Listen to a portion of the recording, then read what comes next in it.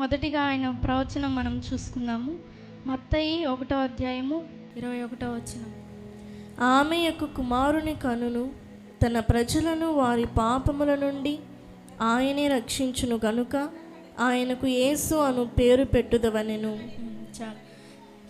ఇక్కడ చూస్తే ప్రవచనము ఒక కన్యకు కుమారుని కని ఆయనకు యేసు అని పేరు పెట్టబడును. ఆ యేసు అను మాటకు అర్థం ఏంటి? రక్షకుడు. రక్షకుడు అంటే మన పాపాల కోసం ఆయన వచ్చాడు. మనుషులని అనేక మందిని రక్షించడానికి ఆయన ఈ ప్రవచనం ద్వారా ఆయన ఈ భూమి మీదకి వాక్యము శరీరధారి అయి ఈ లోకానికి రావడం జరిగింది.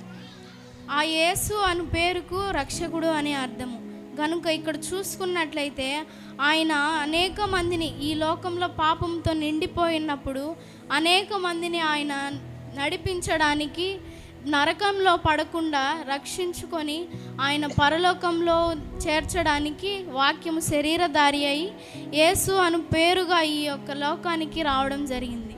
రక్షణను చూసుకుంటే దేవునిలో చాలా ఎగ్జాంపుల్స్ ఉన్నాయి. ఇక్కడ వాక్యం ప్రకారం చూసుకుంటే నెరవేర్పు లూకా 23వ అధ్యాయము 42-43 వచనాలు చదవండి. ఆయనను చూచి యేసు, నీవు నీ రాజ్యములోనికి వచ్చినప్పుడు నన్ను జ్ఞాపకము చేసుకొనమనెను. అందుకు ఆయన వానితో, నేడు నీవు నాతో కూడా పరదేశులో ఉందువని నిశ్చయముగా నీతో చెప్పుచున్నానెను. 42వ వచనం. ఆయనను చూచి యేసు, నీవు నీ రాజ్యములోనికి వచ్చినప్పుడు నన్ను జ్ఞాపకము చేసుకొనమనెను. ఇక్కడ చూసుకుంటే ఇద్దరు బందిపోటు దొంగలు ఉన్నారు. వాటిలో లూకా సువార్త 23వ అధ్యాయము 42-43 వచనాలు చూసుకుంటే, అందుకు ఆయన వానితో, నేడు నీవు నాతో కూడా పరదేశులో ఉండు అని నిశ్చయముగా చెప్పుచున్నాను. ఇక్కడ నెరవేర్పు కనిపిస్తుంది. మరలా లూకా సువార్త 23:32-33 చూసుకుంటే చదవండి ఒకసారి.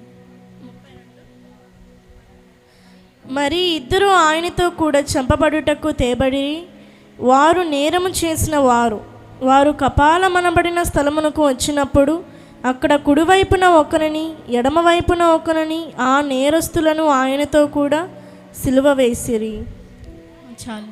ఇందులో చూసుకుంటే దేవుడు ఏ పాపం ఎరుగదు. ఆయన ఎంతో పరిశుద్ధమైన దేవుడు. ఒకరిని ఒక మాట అన్న వ్యక్తి కాదు, ఒకరిని కొట్టిన వ్యక్తి కాదు, తిట్టిన వ్యక్తి కాదు. ఎంతో పరిశుద్ధంగా ఆయన జీవించిన సంవత్సరములన్నీ చాలా పరిశుద్ధంగా, నీతిగా, యథార్థంగా ఆయన యొక్క యవ్వన కాలంలో అయితేనేమి, బాల్యమందు అయితేనేమి, ఆయన అప్పగింపబడు వరకు ఆయన ఎంతో నీతిగా బ్రతికాడు. కానీ ఇక్కడ ఇద్దరు దొంగలను మనం చూసుకుంటే వారు బందిపోటు దొంగలై ఉన్నారు. గట్టిగా చదవాలి, అందరూ వినండి, వాక్యం మీద దృష్టించండి.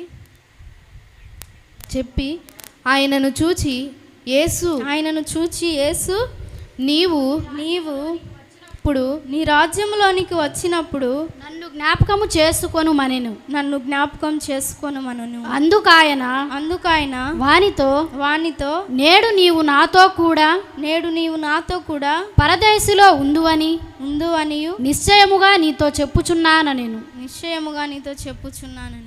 చూడు, ఆ యొక్క దొంగ దేవుడు చనిపోయేంత వరకు కూడా ఆయన ఎవరిని వదిలిపెట్టలేదు.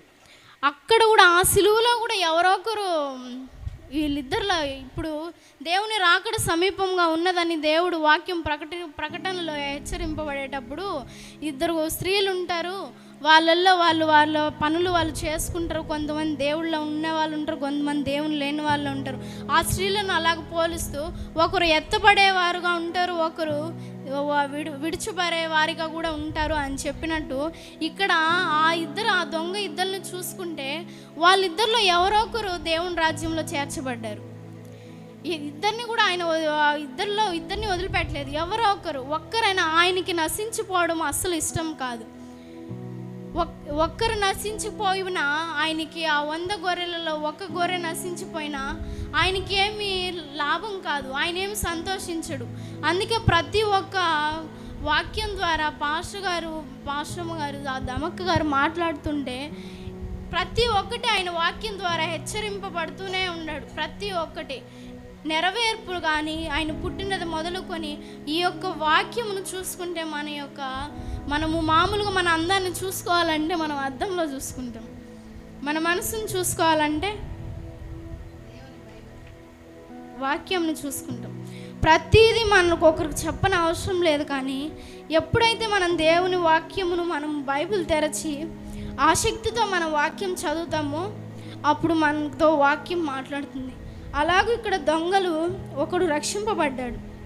ఆయనకి ఏమంటే నిరీక్షణ, ఈ దేవుడు ఈ దేవుడు నిజమైన దేవుడు, ఈయనే ప్రతి ఒక్క బిడ్డని దేవుని నమ్ముకున్న వాళ్ళని పరలోకాన్ని చేరుస్తాడు అని చెప్పి ఆ నమ్మకము ఆయన్ని రక్షింపబరుచుకునింది. దేవుడు ఆయన్ని రక్షింపబరుచుకున్నాడు.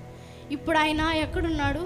ఆ దొంగ పరదేశంలో ఉన్నారు. ఇంకో దొంగ నిత్య నరకంలో ఆయన అనుభవిస్తున్నాడు. అప్పుడు కూడా ఆయన మారు మనసు పొంది ఉండుంటే ఇద్దరు దొంగలు కలిసి ఉండేవాళ్ళేమో పరదేశంలో.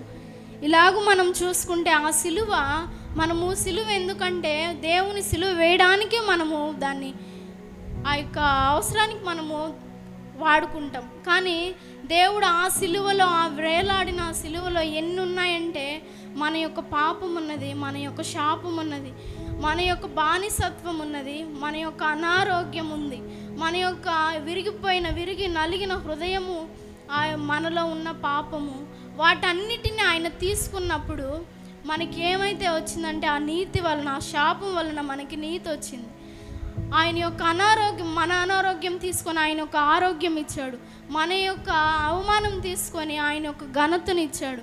మన యొక్క విరిగి నలిగిన హృదయాన్ని తీసుకొని ఆయన సంపూర్ణతను మనకి దేవుడు ఇచ్చాడు. మనము ఎప్పుడైతే ఆ ఇశ్రాయేలు ప్రజలు ఆ బానిసత్వంలో ఉన్నారో ఆ యొక్క బానిసత్వంను తీసుకొని ఆయన రాజు బిడలుగా మనల్ని చేసుకున్నాడు. అట్టి అధికారము ఈ లోకంలో ఎవరికన్నా అంత అధికారం ఉన్నదేమో తెలుసా మీకు? అంత అధికారం ఉంటుందా? మనము సమానులు, మనుషుల్లో మనం కలిసిపోవచ్చేమో, కానీ వారిలో మనం ప్రత్యేకింపబడిన వారు. అన్ని అధికారాలు మనము దేవుని బిడ్డలంటే రాజుల బిడ్డలు ఎలా ఉంటారు? అన్ని సుఖభోగాలు వాళ్ళు అనుభవిస్తుంటారు.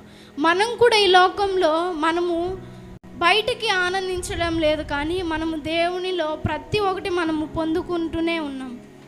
ఈ యొక్క సిలువలో అన్ని మన కొరకు ఆయన తీసుకొని ఆయన మనల్ని ఎక్స్చేంజ్ చేసుకున్నాడు. మన పాపాలను ఆయన తీసుకొని ఆయన యొక్క నీతిని, ఆయన యొక్క పరిశుద్ధతను, ఆయన యొక్క ఆరోగ్యమును ఆయన ఏ రోజన్నా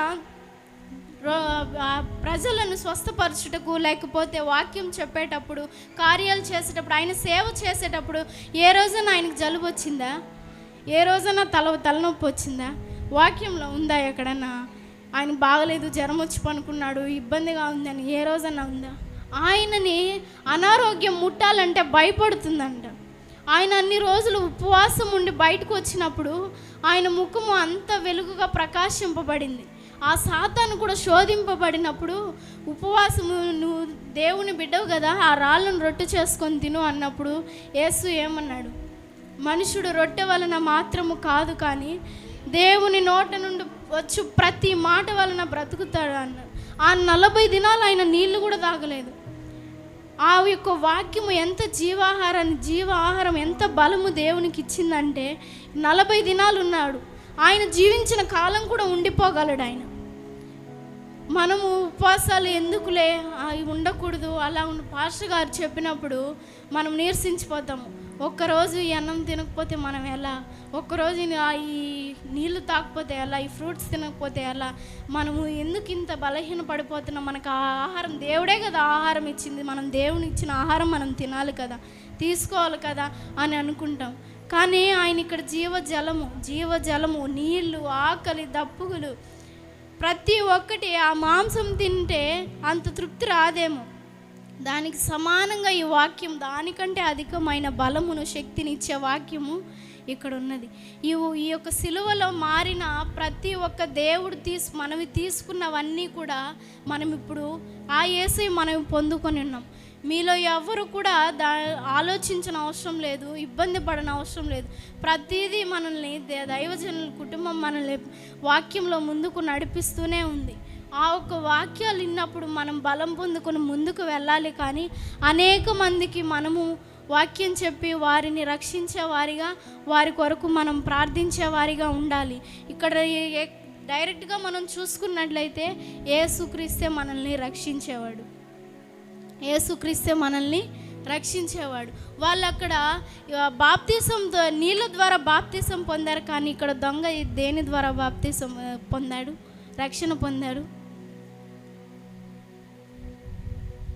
దేవుని యొక్క మాట ద్వారా ఆయన రక్షింపబడ్డాడు. ఆయన యొక్క ఆత్మ ద్వారా ఆయన పరిశుద్ధుడయ్యాడు. చాలామంది